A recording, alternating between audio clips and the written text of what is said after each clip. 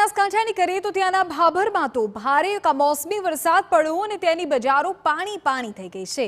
ભાભરની મુખ્ય બજારમાં અને નીચાણવાળા વિસ્તારોમાં પાણી ભરાઈ ગયા છે।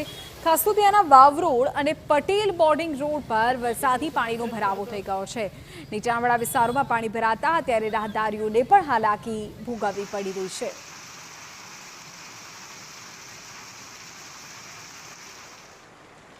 રાજ્યના અનેક વિસ્તારોમાં આફતનું માવઠું પડ્યું છે। બનાસકાંઠા જિલ્લાના વાતાવરણમાં પલટા બાદ કમોસમી વરસાદ ખાબક્યો।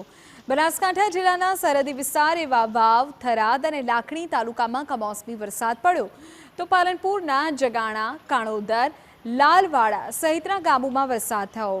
ડીસા પંથકમાં વહેલી સવારે પવન સાથે વરસાદી ઝાપટા પડ્યા તો વિઠોદર, થેરવાડા, જેરડા સહિતના ગામોમાં કમોસમી વરસાદ થયો। ફરી માવઠાએ ખેડૂતોની ચિંતા વધારી છે। કમોસમી વરસાદના કારણે જીરું, ઘઉં, રાયડા, એરંડા સહિતના પાકમાં નુકસાનની ભીતિ છે। ફરી જગતના તાતને હવે રોવાનો વારો આવ્યો છે।